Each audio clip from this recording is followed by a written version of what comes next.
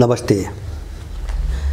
अहिले यही मार्चको 28 देखि 31 तारिखसम्म बोआओ एसिया सम्मेलन हुँदैछ। चीनले प्रत्येक वर्ष एउटा अन्तर्राष्ट्रिय सम्मेलन त्यसपछि चाहिँ तपाईको एसिया स्तरको मिटिङहरू गराउँछ बोआओमा। अब त्यो बैठकमा पुष्पकमल दाहाल नजाने जवाब दिएका छन् चिनिया राजदूतलाई कुनै व्यस्तताको अथवा कारण देखाएर। तर चाहिँ यो भन्दा अगाडि पनि उनी बोआओ सम्मेलनमा जानबाट इन्कार गरेका थिए अघिल्लो पटक प्रधानमन्त्री हुँदा। अहिले पछिल्लो प्राप्त जानकारी अनुसार अमेरिकनहरूको दबावमा उनी बोआओ सम्मेलनबाट चाहिँ तपाईको अलग बस्ने अहिले चाहिँ निर्णय गरेका छन्। अब उनी नजानी भएपछि चीनले अर्को कुनै पनि प्रतिनिधिलाई सो सम्मेलनमा चाहिँ निमन्त्रणा दिएको छैन। यसको मतलब हो तपाईको नेपाल बोआओ सम्मेलनबाट चाहिँ तपाईको अलग भएको छ र यो परिदृश्य अहिले मात्रै हैन 2-4 वर्षदेखि देखिदै आएको छ। विशेष गरिकन माओवादीको नेतृत्वमा जब सरकार बन्छ तब चाहिँ अन्तर्राष्ट्रिय शक्तिहरूले विशेष गरिकन पश्चिमा शक्तिहरूले चीनका विरुद्धमा सबैभन्दा बढी क्रियाकलापहरू गराउँछन्। यद्यपि बोआओ सम्मेलन सिङ्गो एसियाली देशहरूको विकासको विषयमा छलफल हुने फोरम हो।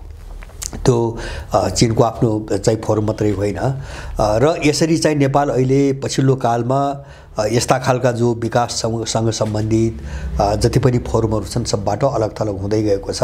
त्यो पनि यस्तो बेला जबकि अहिले जब युक्रेन द्वन्द्वपछि क्वाड जो सैन्य गठबन्धन बनाएको थियो अमेरिकाले चीनका विरुद्धमा जापान अस्ट्रेलिया र इन्डियालाई राखेर त्यो पनि काम गर्न नसक्ने अवस्थामा पुगेपछि अर्थात् इन्डिया चाहिँ तपाईको अहिले रसियनहरूको दबाब हो भनौँ अथवा चाहिँ युक्रेन द्वन्द्वपछिको तपाईको असर हो भनौँ अथवा चाहिँ पछिल्लो कालमा चीनसँग अलिकति समझदारी बढ्दै गएको परिणाम हो भनौँ हैन। धेरै चिजले काम गरेका छन्। क्वाडले काम गर्न नसकेपछि अथवा क्वाडबाट इन्डियालाई प्रयोग गर्न सकिने सम्भावना नरहेपछि अमेरिकाले क्यानाडालाई अगाडि सारेर क्वाड जस्तै अर्को एउटा सैन्य गठबन्धन बनाउने प्रयास अगाडि बढाएको छ र क्यानाडाले जापानको प्रधानमन्त्रीलाई त्यो प्रस्ताव अलि पहिले नै राखिसकेका छन्। जस्तो चाहिँ दक्षिण कोरिया, जापान, त्यसपछि अमेरिका र तपाईको क्यानाडा सम्मिलित अर्को क्वाड जस्तै एउटा सैन्य गठबन्धन बनाउने प्रस्ताव राखेका छन्। मैले भन्न खोजेको इन्डिया पनि अहिले पश्चिमाहरूको षड्यन्त्र र चक्रव्यूहबाट बाहिर निस्किन खोजिरहेको बेला हैन। त्यस्तो परिस्थितिमा यहाँका दलालहरूले देशलाई पुरै एउटा धरापमा हैन भोलि चाहिँ तपाईको हुन सक्ने अन्तर्राष्ट्रिय द्वन्द्वको धरापमा मात्रै होइन कि विकास निर्माणदेखि लिएर अन्तर्राष्ट्रिय फोरममा चाहिँ नेपालको जो भूमिका हुन सक्थ्यो त्यो सबैबाट चाहिँ अलग गर्दै गइरहेका छन्। यसका पछाडि केही कारणहरू चाहिँ तपाईको आएका छन्। मलाई आएको सूचना जस्तो अहिले पश्चिमाहरूले यो माओवादीले लुटेको 40 अरब जो रकम हो त्यो रकम नेपाल ल्याउन दिइरहेको छैन। पहिले एउटा यिनलाई चाहिँ हिजो यिनले विदेशीले गरेका अपराधहरूमा फसाउने धम्की दिने त एउटा छुट्टै पाटो छ, त्यो निरन्तर चलिआछ। धम्की पनि दिने, काम गराइराख्ने र यिनलाई दण्डित पनि नगर्ने हैन, तर्साएर चाहिँ आफ्नो काम गर्ने यो खेल चाहिँ विगत 15 वर्षदेखि हामीले हेरिरहेका छौँ र अहिले पनि उनमाथि मुद्दा लगाइएको छ। त्यो मुद्दा पनि तपाईको उनलाई केही काम गराउनकै निम्ति लगाइएको हो, सबैले सहजै रूपमा बुझ्न सक्छ। त्यो कहाँबाट पनि बुझ्न सकिन्छ भन्छ भने कांग्रेसका नेता मिलन रिजालले 2 पटक के भनिसकेका छन् भन्छ भने पुष्पकमल दाहालले पछिल्लो पटक कांग्रेसको समर्थनमा सरकार बनाउँदा जे सहमति गरिएका छन् ती सहमतिहरू पालना भएनन् भने एमालेसँग मिलेर कांग्रेसको सरकार बन्न सक्छ। उनले चाहिँ सीधा चुनौती दिइरहेका छन्। अब त्यो प्रचण्डसँग के सहमति हो उनले त्यो बाहिर भनेका छैनन् हैन।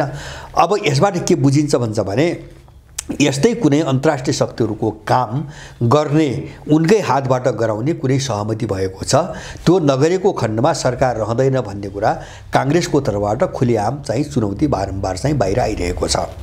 अब मैले यो 40 अरब सम्पत्तिको कुरा गरेँ, जस्तो प्रचण्डकै भनौँ, यिनीहरूले चाहिँ त्यो सम्पत्ति नेपालभित्र ल्याएर त्यसलाई वैधानिक बनाउने एउटा विधेयक पनि लग्ने कोसिस गरिरहेका छन्, जस अनुसार अब त्यो कालो धनलाई ट्याक्स तिरेर सेतो बनाउन सकिने अथवा कर तिरेकै भरमा त्यसलाई सेतो बनाउन सकिने र वैधानिक रूपमा चाहिँ परिचालन गर्न सकिने खालको एउटा विधेयक लग्न कोसिस गरिरहेका छन्।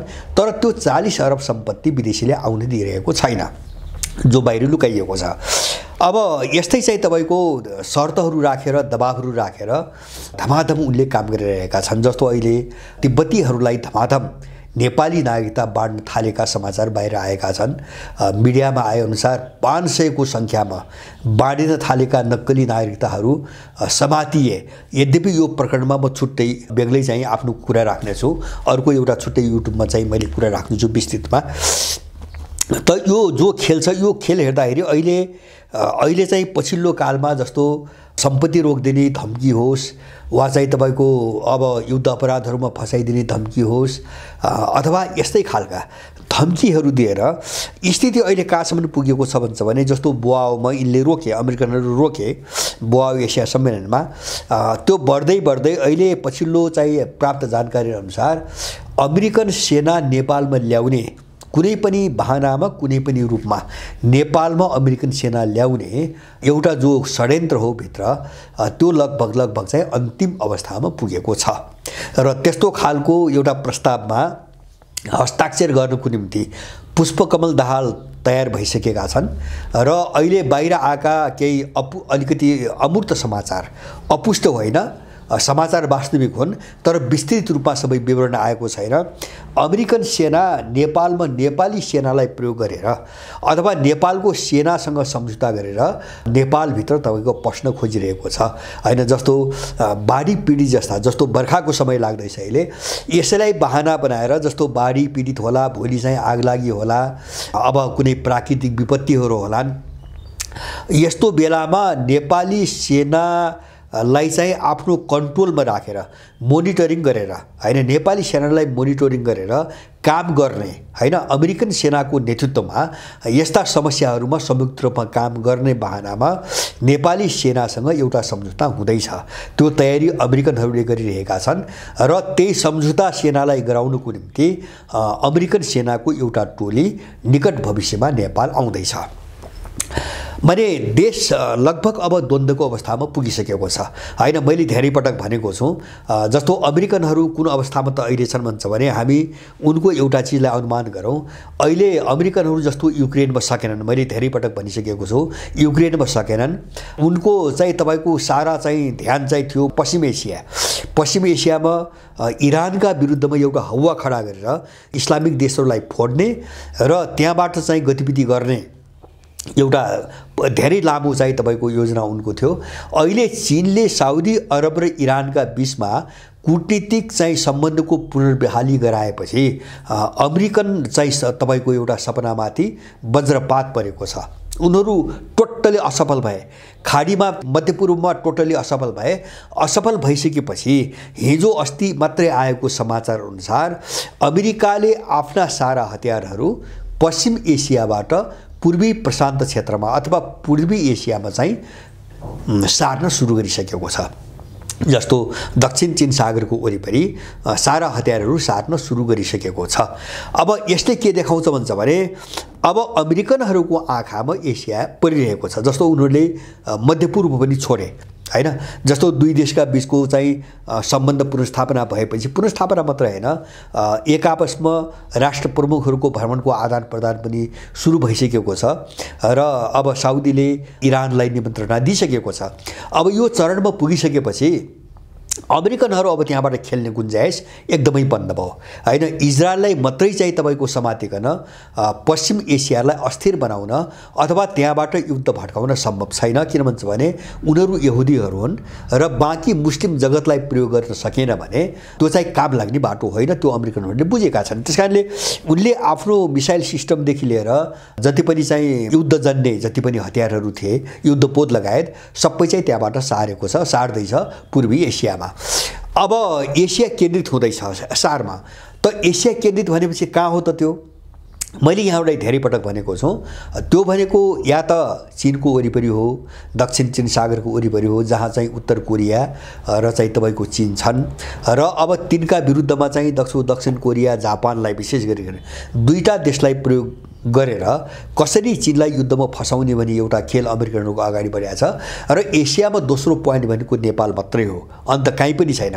मैले अघि नै भने इन्डिया अमेरिकन चाहिँ चक्रव्यूहबाट धेरै बाहिर आइसकेको देखिन्छ, किन क्वाडको निष्क्रियता र त्यसको विकल्पमा अर्को सैन्य गठबन्धन बनाउने प्रयास जब उनको अगाडि बढ्यो, यसले मात्र के बुझिन्छ भन्छ भने इन्डियालाई प्रयोग गर्न अब असम्भव छ भन्ने निष्कर्षमा उनीहरू पुगिसकेका छन्।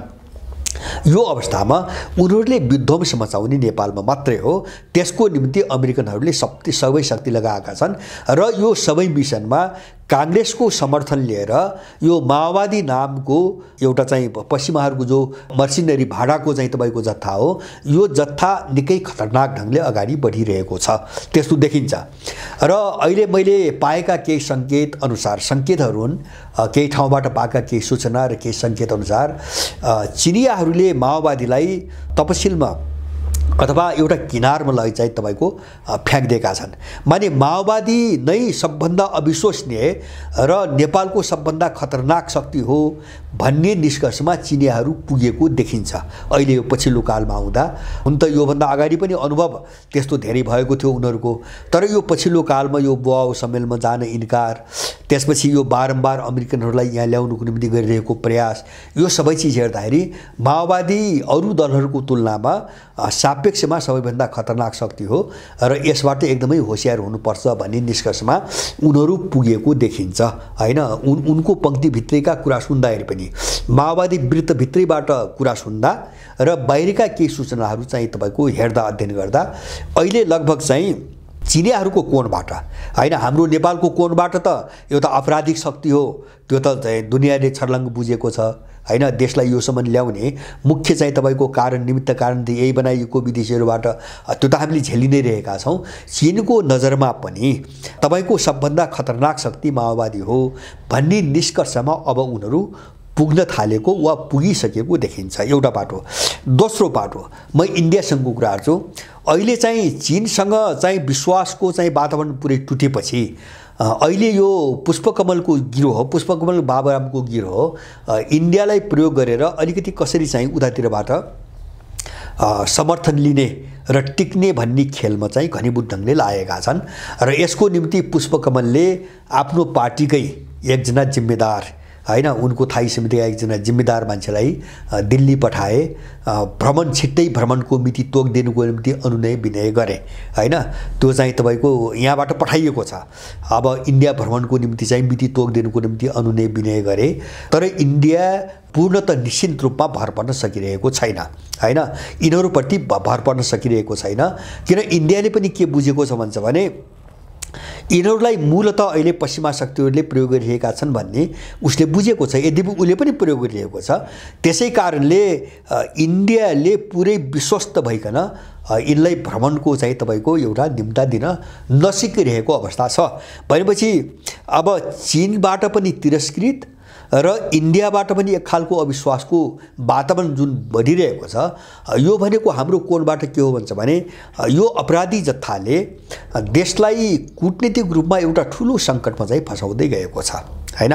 नितान्त आफ्नो यिनीहरूको चाहिँ कुकुरभन्दा घिनलाग्दो जिन्दगी जोगाउनुको निम्ति हैन, भुसिया कुकुरभन्दा पनि तल्लो स्तरको आफ्नो ज्यान जोगाउन र चाहिँ तपाईको जघन्य अपराधीले गर्नुभन्दा पनि ठुलो अपराध गरेर यिनले लुटेको सम्पत्ति बचाउनुको निम्ति यिनले देशलाई यो धरापमा हालिरहेका छन्।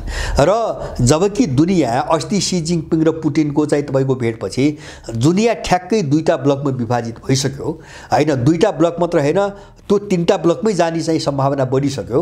यस्तो अवस्थामा जो पतनशील शक्ति छ, जो आक्रमणकारी शक्ति छ, जो हस्तक्षेपकारी शक्ति छ, जसले नेपालको भूराजनीतिलाई यस्तो ठाउँमा ल्याइ पुर्याएको छ, त्यसको दलाली चम्चागिरी गरेर नेपाललाई एउटा ठुलो जोखिममा यिनीहरूले हालिरहेका छन्। यसका विरुद्धमा सबै नेपालीहरू एकजुट भएर प्रतिकारको दिशामा अगाडि जानुपर्ने अवस्था आइसकेको छ, किन देश एकदमै आइसोलेसन अलगावमा परिसकेको छ।